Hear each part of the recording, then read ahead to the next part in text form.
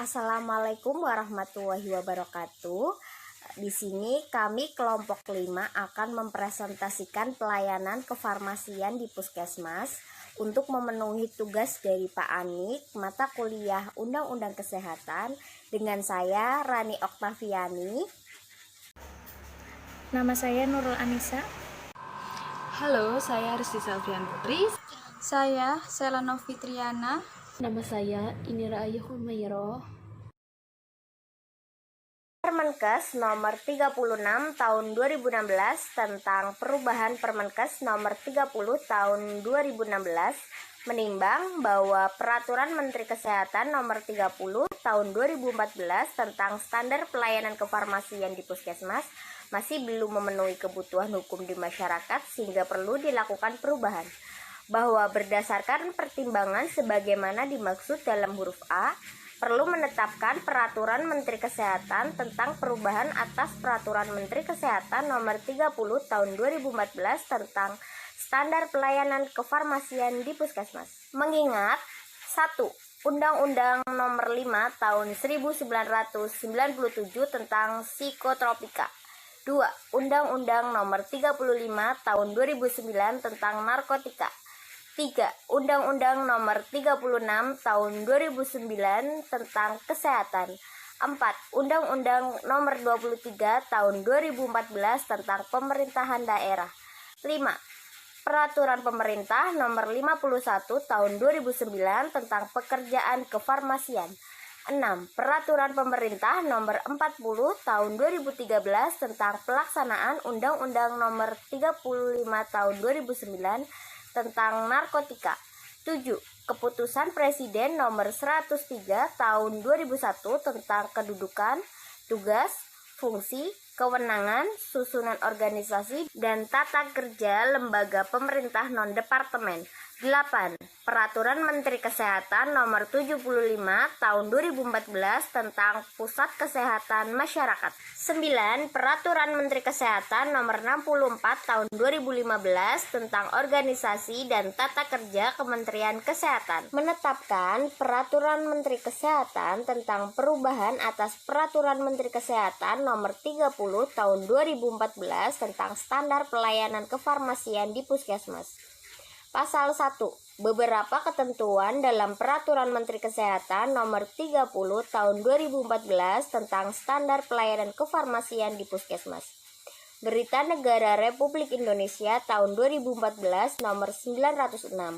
Diubah sebagai berikut. 1. Ketentuan pasal 1 ditambahkan 1 angka sehingga pasal 1 berbunyi sebagai berikut. Dalam peraturan menteri ini yang dimaksud dengan 1. Pusat Kesehatan Masyarakat yang biasa disingkat dengan Puskesmas. Yang dimaksud dengan Puskesmas itu unit pelaksanaan teknis Dinas Kesehatan Kabupaten atau Kota yang bertanggung jawab menyelenggarakan pembangunan kesehatan di suatu wilayah kerja. Berarti wilayah Puskesmas. Wilayah Puskesmas itu adalah satu kecamatan. Tapi jika di kecamatan itu ada yang melebihi dari satu puskesmas, maka tanggung jawab wilayah kerja akan dibagi antar puskesmas. Yang kedua, standar pelayanan kefarmasian adalah tolak ukur yang dipergunakan sebagai pedoman bagi tenaga kefarmasian dalam menyelenggarakan pelayanan kefarmasian. Jadi di sini adanya standar itu berfungsi untuk meningkatkan mutu pelayanan, terus untuk menjamin kepastian hukum bagi tenaga kefarmasian, untuk melindungi pasien dan masyarakat dari pengobatan yang tidak rasional. Yang ketiga, pelayanan kefarmasian. Pelayanan kefarmasian adalah suatu pelayanan langsung dan bertanggung jawab kepada pasien yang berkaitan dengan sediaan farmasi dengan maksud mencapai hasil yang pasti untuk meningkatkan mutu kehidupan pasien. Yang keempat, obat. Obat adalah bahan atau paduan bahan termasuk produk biologi yang digunakan untuk mempengaruhi atau menyelidiki sistem fisiologi atau keadaan patologi dalam rangka penetapan diagnosis, pencegahan, penyembuhan, pemulihan, peningkatan kesehatan, dan kontrasepsi untuk manusia. Yang kelima, bahan medis habis pakai.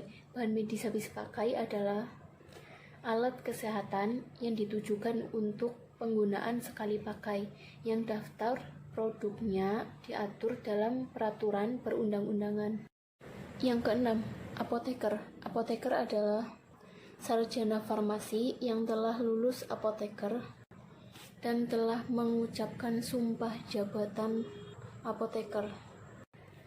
Yang ketujuh, tenaga teknis kefarmasian. Tenaga teknis kefarmasian adalah tenaga yang membantu apoteker dalam menjalani pekerjaan kefarmasian yang terdiri atas sarjana farmasi, ahli media farmasi, analisis farmasi, dan menengah farmasi atau asisten apoteker.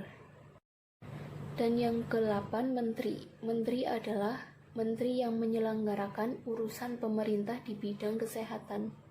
Di antara pasal 8 dan pasal 9 disisipkan 3 pasal, yakni pasal 8A, 8B, dan 8C.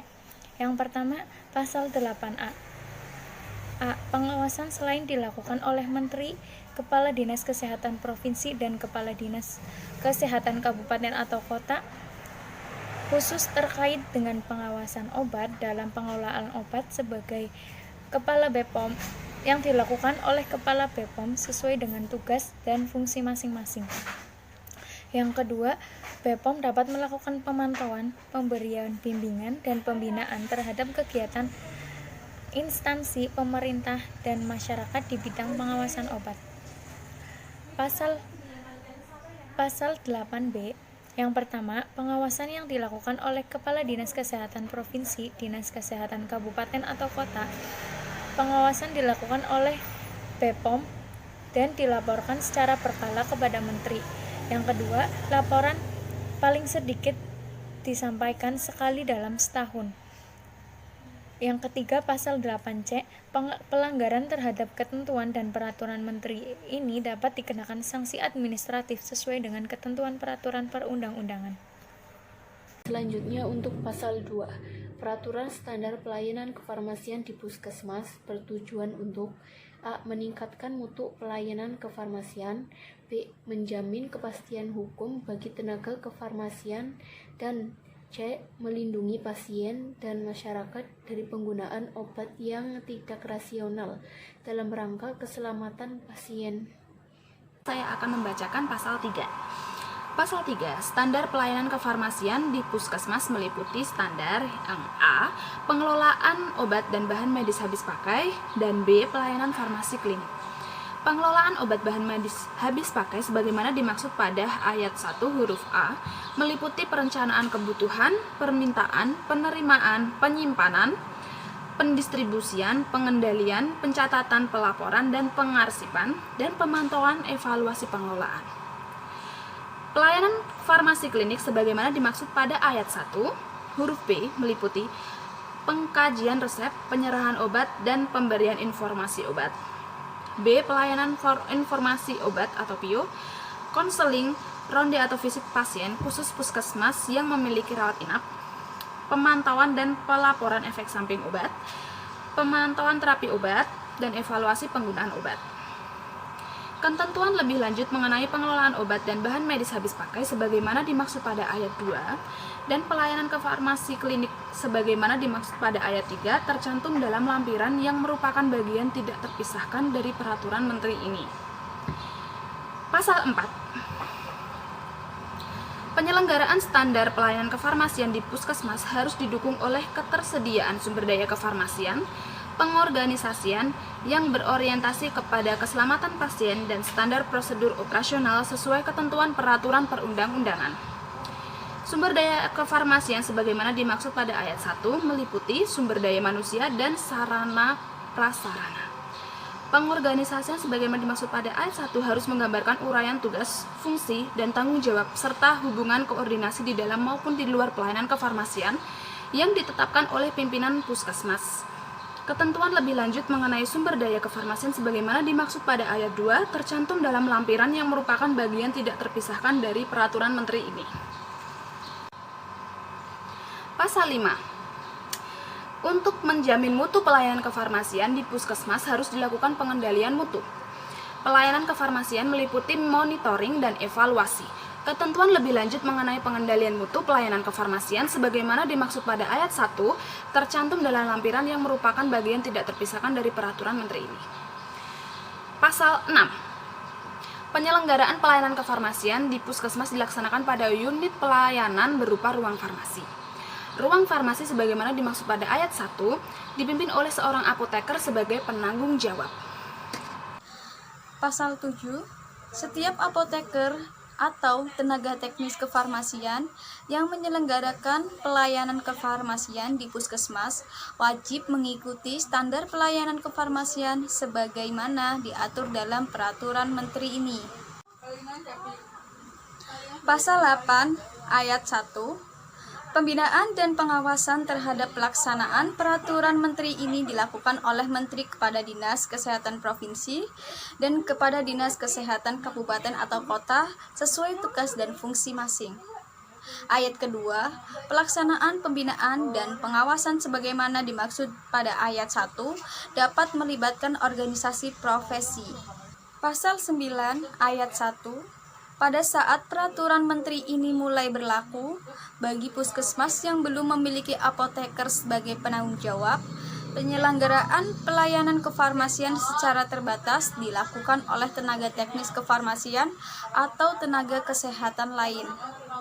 Ayat kedua, pelayanan kefarmasian secara terbatas sebagaimana dimaksud pada ayat 1 meliputi pengelolaan obat dan bahan medis habis pakai dan pelayanan resep berupa peracikan obat, penyerahan obat, dan pemberian informasi obat. Ayat ketiga, penyelenggaraan pelayanan kefarmasian secara terbatas sebagaimana dimaksud pada ayat kedua berada di bawah pimpinan dan pengawasan apoteker yang ditunjuk oleh Kepala Dinas Kesehatan Kabupaten atau Kota. Ayat keempat, puskesmas sebagaimana dimaksud pada ayat ke-1 harus menyesuaikan dengan ketentuan peraturan menteri ini dalam jangka waktu paling lama 3 tahun sejak peraturan menteri ini mulai berlaku. Pasal 10, peraturan menteri ini mulai berlaku pada tanggal diundangkan agar setiap orang mengetahuinya. Memerintahkan pengundangan peraturan menteri ini dengan menempatkannya dalam Berita Negara Republik Indonesia. Ditetapkan di Jakarta pada tanggal 20 Juni 2014, Menteri Kesehatan Republik Indonesia, tanda tangan Nafsia Boy. Sekian presentasi dari kelompok kami tentang standar pelayanan kefarmasian di puskesmas. Apabila ada kata yang kurang berkenan, mohon dimaafkan. Wassalamualaikum warahmatullahi wabarakatuh.